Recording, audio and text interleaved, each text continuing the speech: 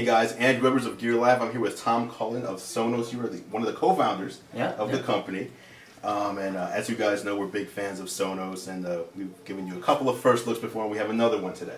Another first look at a new Sonos product. So before you jump into the product, you were telling me a little bit more about the philosophy behind it. So why don't we start there? Yeah, so when we started Sonos 7 years ago, what we were trying to do was reinvent stereo for the digital age. And the idea was that people were getting more and more music on their computers, and we wanted to be able to play it any song they wanted in any or every room of the house and control it from the palm of their hand. And that's what our first product did, and it actually was with this controller here, which emulated the iPod and allowed you to scroll through big lists of music and play a song.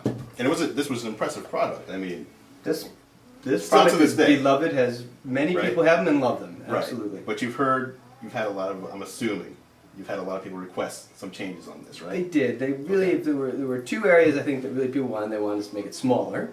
And music's changed over the last 7 years. What's really changed is we've gone from playing all the music you have on your computer or other people you live with have on their computers to really all the music on Earth. And I know it sounds like a grandiose statement, but Sonos system now plays 25,000 radio stations, Pandora, Last.fm, unlimited jukeboxes from Rhapsody or Napster, as well as streaming services like Sirius or over in Europe, Deezer, people like that. So there's a whole variety of music, and what that really caused was the idea of scrolling through 7-8 million songs wasn't going to be an option anymore, and so it really called for new ways. Right, there's a difference between scrolling between 500 or 1,000 songs and all the songs on the planet. And when you say on Earth, you really mean on Earth, because it's not just those services that you mentioned. Last time you guys were here, you were playing songs from the radio in Paris, live in our home here in Seattle, Washington. So absolutely. So how did you solve this problem? So I'll tell you that when we first started working on the problem, we thought we'd make sort of a hybrid controller with a touch screen and a scroll wheel, and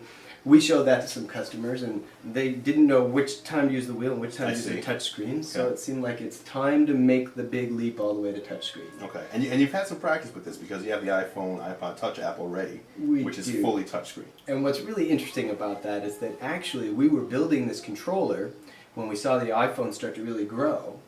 And the guys designing the UI for this, the user interface for this, were saying what we really need is more hardware to test our concepts on. And we said, well, we haven't built the prototypes yet, so you're just going to have to wait. And then we realized, no, we could actually build their app on the iPhone while we're finishing the hardware. And so we actually prototyped this app on the iPhone before we built it in the hardware. And it allowed us to make a much better product. Okay. Yeah. Very interesting. So you were actually working on this before you actually started. We were working on this for 1.5 years, and we only started the iPhone app a year ago. Okay. And so we cranked that out in a few months, and it turned out to be a great prototyping platform for user interface ideas for our dedicated controller. Okay, so let's take a look. So here's the new controller, and of course the standard Sonos setup, we have an amplifier here, a Sonos Zone Player 120, with a pair of speakers. Speakers will work with a nice 55 watt per channel amplifier. Apple time capsule full of music, as well as acting as a router to bring music in over the network. Right. And then we have a Sonos Zone Player 90 there that normally one would connect to their home theater. We're just using some powered speakers just to make the point. Okay. And this... So we have two zones here. We do have two zones. We have two different zones playing two different... Two zones set up in this house. Okay. And this is the new Sonos controller. This is the CR200. It comes with its charging cradle. Here's a little bong as it drops in there. So this is a touchscreen controller. Now we do have a couple of hard buttons. There's a mute button to mute the music. I mute, I unmute. Also allows you to turn the music up, turn it down. You can also do the same thing from the touchscreen. Come on. Come in. And then of course, because it's a Sonos system, it's all about multi-room. And so here you hit the zones button, and you can see that we have two rooms. The living room, which is currently playing Ella Fitzgerald. I believe that's a Pandora radio station based, I think, on Amy Winehouse. And then over here, the media room, which currently has nothing playing in it. Okay, and so just for those who aren't familiar with Sonos, the two zones that we have here on the table are represented by those two rooms that you have in your hand there. Yep, that's right. And a Sonos system, you could have as many rooms as you want and as many controllers as you want. I will say up to 32 because we're up here in Seattle and Bill Gates might have more than that. So, to give you some kind of ideas of how the system works, we'll go into radio. Andrew was just talking about how, we show radio from all over the world. So we'll do search here, and we'll go to stations. In this case, I'll search for, say, Jamaica.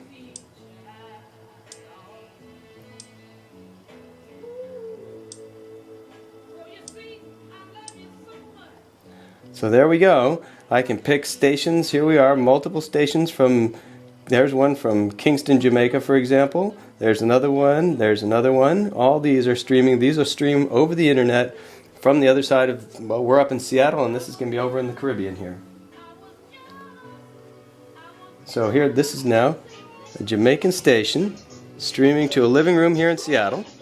And just to be clear, this is, if you were in Jamaica and turned the radio on right now to this station, this is the same thing you'd be hearing over there, This is what's playing on this radio station in Kingston right now. Okay. And so now, because this is Sonos and we're all about multi-room, here we go. We won't keep Etta James now and Roots Reggae playing at the same time, so instead we'll go into the zone group and we'll link the living room with the media room.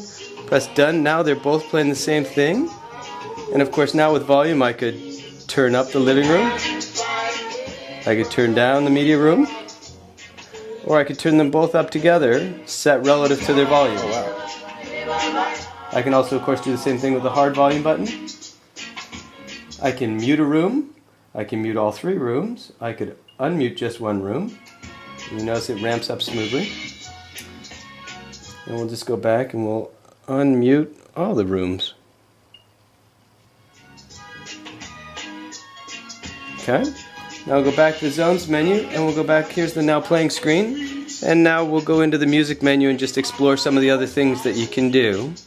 We'll have a look at Rhapsody, which is a local Seattle company up here, Real Networks, and we'll go in there and we'll go in.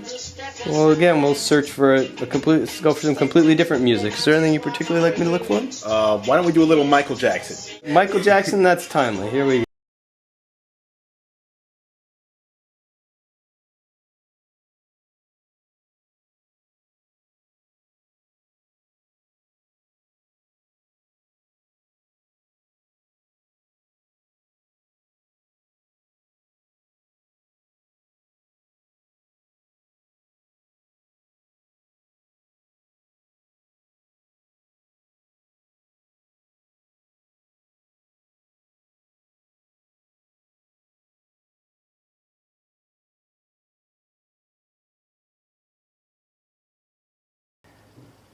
Now, one of the new features in this new release of software is for some services, particularly Last.fm and Rhapsody. We have the I button here, and you can look in the I button, and it will give you information about the album.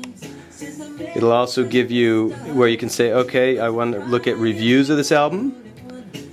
And it'll give you a whole bunch of information about the album. That's a review by the Village Voice from way back when. You can look at albums, more albums like this. You can get information about the artist. That's amazing. And this is fully current, right up to a couple weeks ago. Right. So there's a lot of information. And then maybe I'll just go back to the music menu and we'll do another way of looking at it, which is going to Last.fm. And here we'll start a new station in Last.fm, let's do an artist radio station. So here I'll do a completely different sound now. Go for some West African music here. Old favorite of mine, Alpha Blondie. We'll play now. So I've just created a radio station in Last.fm, and that's actually, I'm going to do this both to show you the music, but also to show you what happens in Last.fm with the I button. So in Last.fm, you go to the I button, and it gives you not only information about the artist, but also upcoming events. And so if Alpha Blondie's playing, you can find out where. New York City on the 19th of July, be in Spain on the 7th of August. I happen to know that Alpha Blondie's playing at the Outside Lands Festival in San Francisco at the end of August.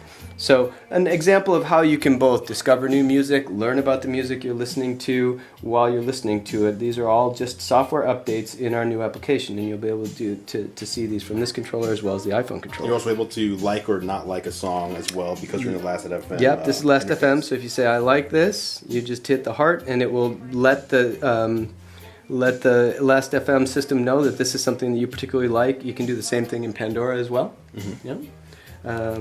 So I mean, right now you are fully, you're enjoying it on your Sonos, but this is fully a Last.fm client at this point. You can do pretty much anything you can do on the site. You bet. And so let's say you have an iPhone and you're listening to Last FM on your iPhone and you create a new station. Then you come home, you open up Last FM, that station will be in here. Right. Same with Pandora. You know, and any Sonos controller, we also of course have software that runs on a PC or Mac that controls the system. Right. All of them continuously update. So you open up a Macintosh pointed at your Sonos system, all the same information will be there as well. Okay. So let's talk about this, because this obviously is still, you know, it's a decent controller. You bet.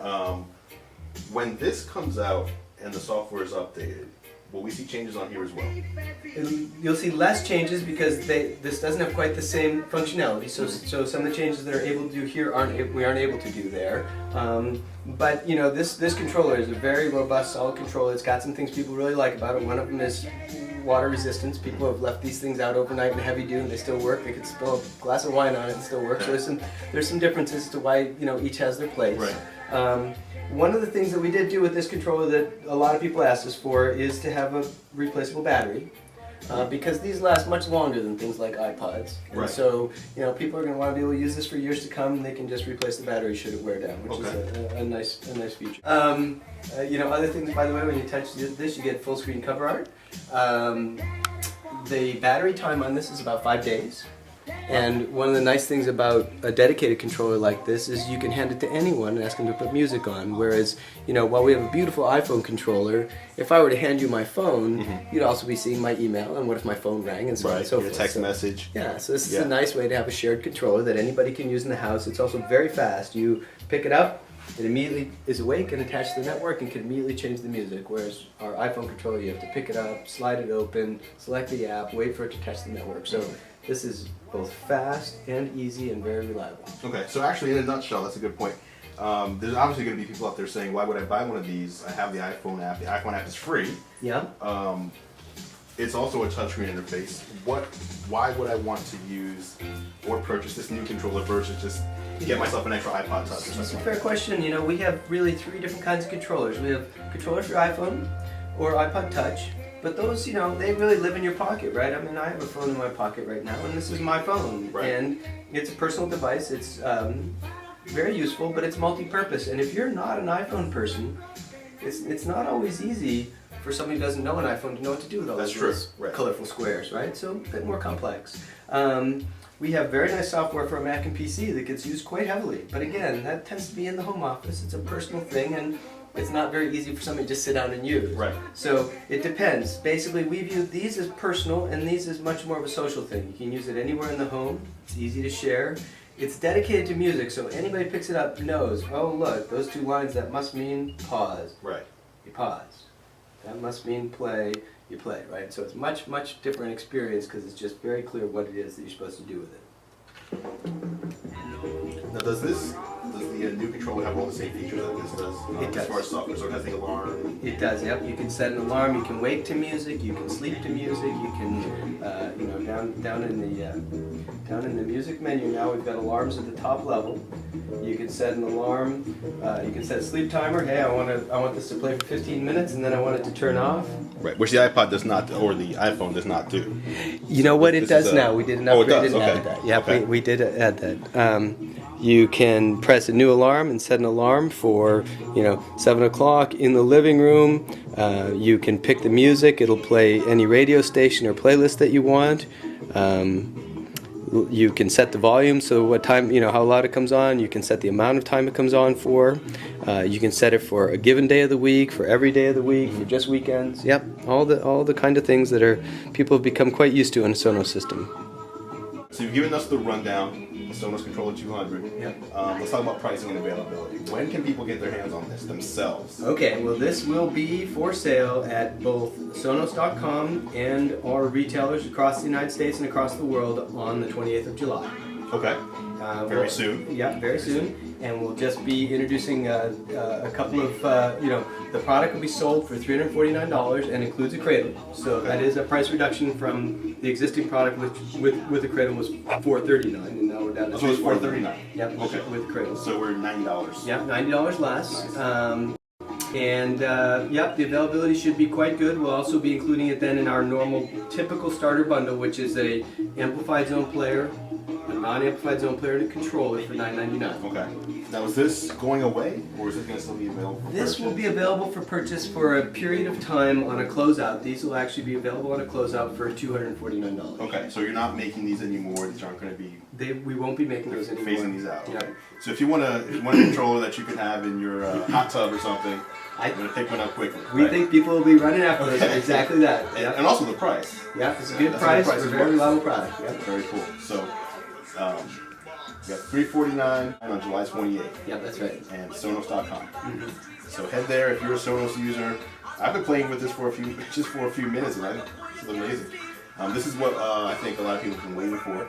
Obviously with the touchscreen and everything, graduating from scroll wheel. So fantastic, very cool. Tom, thanks a lot for stopping by and giving us a look at the Sonos Controller 200. We appreciate it. Thank you very much for hosting me. I appreciate it. All right.